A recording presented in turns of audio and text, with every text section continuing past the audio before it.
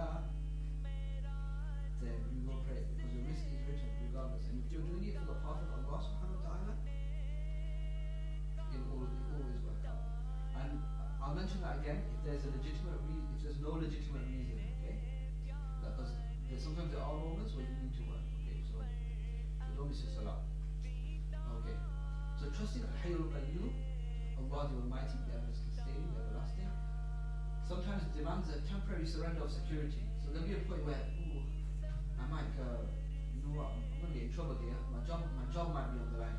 There is a point where you're going to have to step out your comfort zone, surrender some sense of security there, and not do the easy option. But in the long run, Allah will do what's best for you because you're doing this for Him. Okay? So it demands a temporary surrender of security. That could be giving up popular and limiting practices, safe but meaningless endeavors, and that sort of trust doesn't come easy. But that's what it means to believe in the unseen. That's what it means. You have to let go of something to get something better. Just like the baby, Allah took away its umbilical cord, took away the safeness, and something we don't think about. The baby's safe in a mother's womb. The mother's tummy is safe there, waiting, and relaxed and comfortable, and getting fed, and everything's fine. And all of a sudden, it's ripped away from its surroundings, the natural environment, and like that. The same way the baby is ripped away from his umbilical cord and replaced with milk, the same way Allah will provide him with something better. Another time where it becomes challenging is where in a situation where an outcome is delayed or deferred. So I'm trusting Allah. Oh, it's coming now. The thing I wanted is here. Finally, whatever my end goal is coming, I can see it around the corner. Again, it's shifted. So many of us often feel, especially when working for tamkeen, establishment or growth, that things aren't happening fast enough. So if you're doing charity work, for example, think, I'm trying so hard here, I'm going to knocking on every door, I'm doing so many fundraisers, I'm doing everything I possibly can, and nothing's happening. Still have trust in Allah, because at the end of the day, it will work out as long as you're doing it for Him. Okay? So we get stressed out when things are happening fast enough.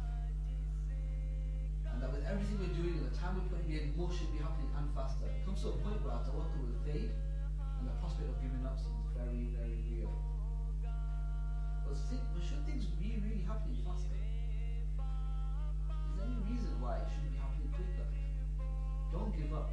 Have trust in Allah. The Messenger of Allah sallallahu alaihi wasallam committed 13 years to Makkah, and was there any real progress at a societal level? Not really. He was trying his utmost hardest, but there wasn't the sort of the uprising that happened after that. For 13 years it was kind of like he was trying his utmost best, but he didn't give up. He still trusted Allah for his mission, for his plan, and to have us here today listening to Radio Munad al-Islam and all the millions and millions of Muslims throughout time. And with that, Nabi sallallahu alaihi wasallam trusted Allah for 13 years. There was no real observable progress in a societal level. I would mention that in a societal level, not overall. So there was progress, obviously, but instead we saw growth in a different part of the region, hundreds of miles away. In Al-Madinah, imagine that. We saw massive growth, and sallallahu alaihi wasallam. So some important points to consider when observing tawakkul, and in this case in particular, results or even observable results, although important, are not the be-all and end-all of our existence, but obeying Allah and worshipping Him is irrespective of results. So remember, when things don't go your way, they're still happening for a reason. Allah is always the best of planners, and He's planning for you in a way you cannot even imagine. Okay? And I'll go into the idea of istikhara. Istikhara is the prayer to decide between two decisions. So it's two decisions. Okay? It's not, you can't choose between 4 or 5. I'm going to do istikhara and find out which one to do. It's two decisions between sort of shall I get married or not? Shall I open this business or not? So those are between two decisions. And this is something that people kind of skirt around and don't really think about. In particular, I'm using example of marriage. So if you want to marry someone and you do istikhara and you both have an amazingly positive result, this doesn't literally mean that your marriage is going to be perfect. There are things that may go wrong. Okay? Inshallah is perfect. Inshallah is blessed and it goes well. But the things that could go wrong, the things that could get messed up, the things that you don't even know about. But it doesn't mean that Allah's plan is still great. And for example, you could be with this person, you've had your positive istikhara, everything's fine, you could divorce 25 years later. But then at that point, you could find someone better. Or you could have been saved from some grave sin. Or you could have not taken that path, gone somewhere else and been killed. Something could have happened to you. So Allah's plan is always great. So even if it doesn't work out, even if the istikhara says it's positive results, it's still Allah is positive in the long run, not just that particular instance. So in the long run it's positive. So you could break up and you could work out better. Maybe for both of you because there's a positive istikhara. So just an idea of how complex Allah subhanahu wa ta'ala's plan is, we can't even think. So we think we know Allah's plan, we don't. We don't know His plan with His following, with His trust, with trusting Himself. So when observing tawakkul, we tend to feel really in charge of our lives, knowing we have control in dictating our aspirations and in following our well thought out plans. But this does not mean we are absolute forces that can determine outcomes. So we feel that we're in control, we do have free will, but we don't determine the overall outcome. This is up to Allah subhanahu wa ta'ala. We are not the absolute force behind it. This is Allah only. Only Allah is the absolute force. So we have to recognize growth, collective and individual, and that it requires time. It isn't necessarily linear. 2 steps forward and 1 step back. It's fine. It's all Allah's plan, okay? Setbacks and mistakes are part of it. They're all part of Allah's plan. Like I said, striving, you'd be like, why am I trying so hard? Why am I trying so hard? Why am I trying so hard? That is also part of Allah's plan as well. So more often than not, genuine, long-lasting, positive growth is deep-rooted. It requires a change in mindsets and customs, behaviors and habits that were reinforced over your entire life. And changing them will take insight. Courage, determination, and reinforcing consistency. For example, Chinese bamboo. Once its seed is planted, then nurtured and watched over, it grows 2 inches in the first year. It grows a further 2 inches in the second year, and it continues like this up to the 5th year.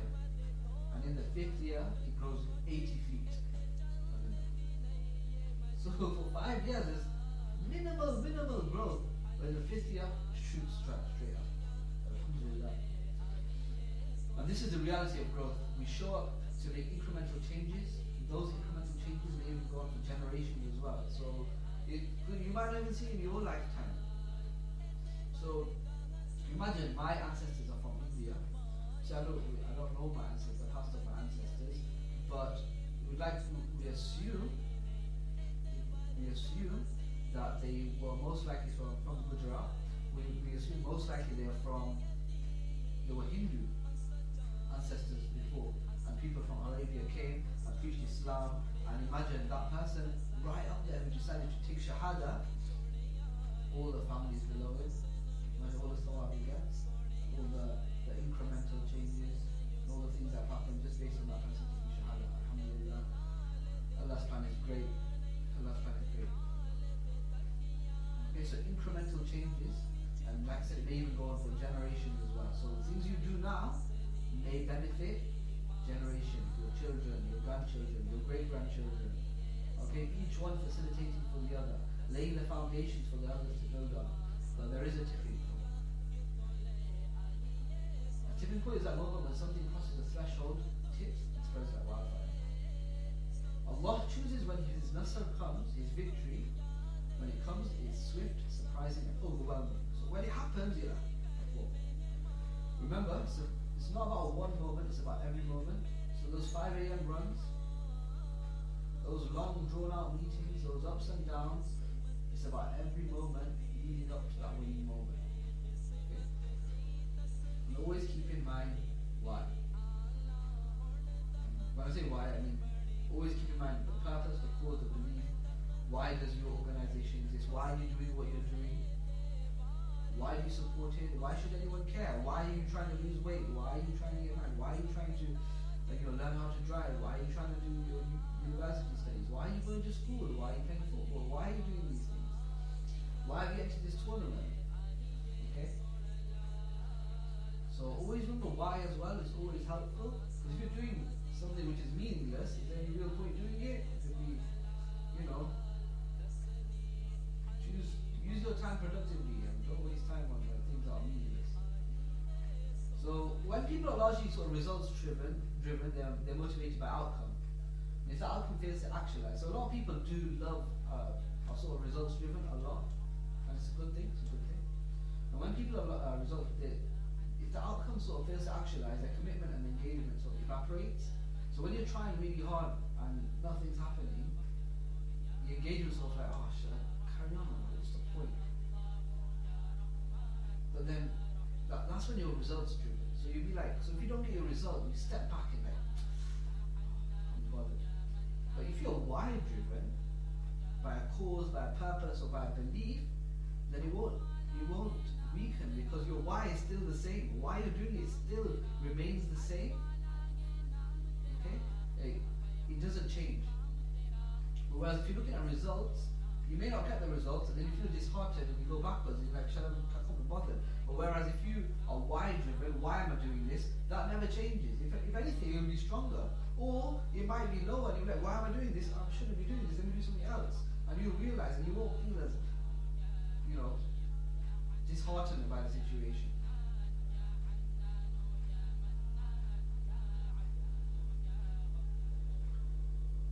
When it's why driven, it makes a cause on its own. And sometimes that even helps to create structures and processes to convey and satisfy the cause as well. We all need to hold on to something to motivate us, something to inspire us, and we all need that something in us. That something has to be eternal, such that no matter what changes on the surface, it never changes. That something's not the how, not the plan, it's why. Why will always stay the same.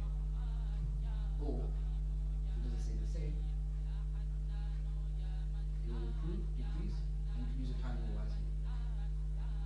So upon observing tawakkul, Allah said, and obey Allah and His Messenger and do not dispute lest you lose, and then your energy and momentum will depart. And be patient, indeed Allah is with the patient. Okay, so we also talk about sabr. Sabr is everyone's sort of, the general consensus is that it means patience. There's no literal English meaning for the word sabr. But personally, I like to see it as willpower. Sabr I like to see as willpower. Okay, so having strong willpower, strong sabr, strong patience, Allah is with those people. Maintaining momentum is powerful to tawakkul. So keeping yourself motivated and keep on going, that's really, really important with tawakkul. And tawakkul helps you gain that momentum as well. When people have no momentum, even the simplest tasks seem impossible. They give as little as possible, they look for excuses, they become tired, they forsake the game plan, they hurt others in the process, and themselves included. On the other hand, when people have momentum, it whispers to each one of them, you matter. It makes obstacles appear smaller, momentum energizes people, enhances performance, and makes change easier. It makes everyone feel that things are getting better, and wins are very, very probable. So when you're on a rolling momentum, it helps. And when people sense victory, they sacrifice to succeed. And when you're sensing victory, when you're almost at that last hurdle, that last moment, that last stretch, you do whatever you can. You're running that marathon, and you see the ribbon in the distance. You're like, yeah, I'm gonna get to the finish line. I'm gonna do what I can. This is last hurdle. Like me, I took a run. I was gonna collapse, and I saw the finish line. And I'm not a very healthy person. People who know me can vouch for that. And I saw the finish line, and although I was puffing and panting, I saw the finish line, and seeing the final stretch there, had the momentum.